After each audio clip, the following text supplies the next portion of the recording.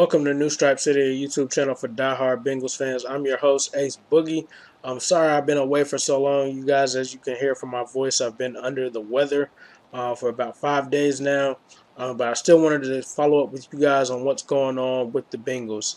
So starting it off, Dom Capers turned down the job. Honestly, at first I was okay with him, but kind of wondering how his methods would work, especially given that he didn't have too much success with the Packers.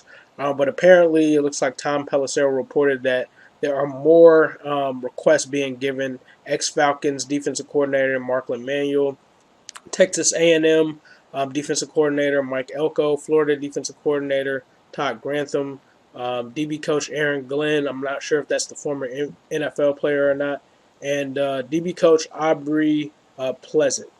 And in my opinion, just reviewing all three of these guys, I think Pleasant is my favorite, but getting into the others, Todd Grantham is a DC for the University of Florida.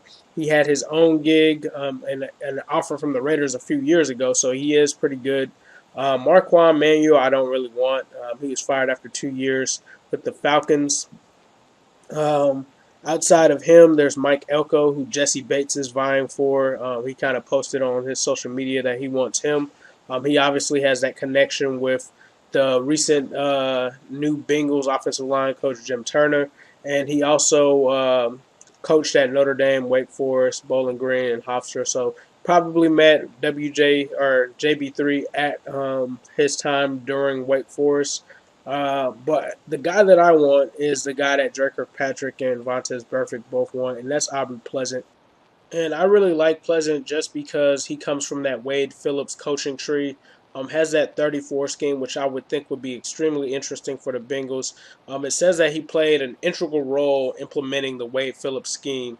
And with his guidance, Trumaine Johnson, Roby Coleman, and Kevin Peterson all recorded 2 interceptions on the season.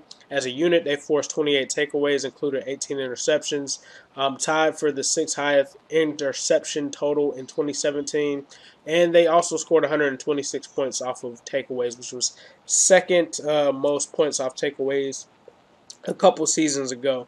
And prior to joining the Rams, he actually was with the Redskins from 2013 to 2016, where interestingly enough, he actually served on the offensive side of the ball before transitioning onto the defensive side of the ball and worked extensively with defensive backs. So I think that Pleasant is the guy because what you're looking for is someone who can emulate exactly what the Rams have, which is Wade Phillips.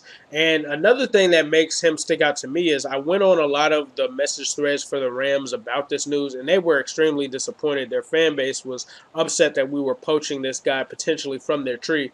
He has been granted an interview with us. From my understanding, he was in town, I believe, Saturday, did his interview. But this sounds like a guy that Rams fans don't want to lose. And from what I hear on their end, this was actually a guy who was essentially the defensive coordinator in waiting for the Rams. So I watched some video on this guy. He seems like he's a pretty decent hire. He's a young coach. And I like the fact that they're putting together a younger staff. I'm not too worried about that. I think that that's actually pretty cool. So let me know what you guys think in the comments if you think any of the other guys should be the defensive coordinator pick. In my opinion, it should be Aubrey Pleasant. Once again, thanks for your patience. And as usual, I'll leave you with a who day, all day, every day, and especially on Sunday.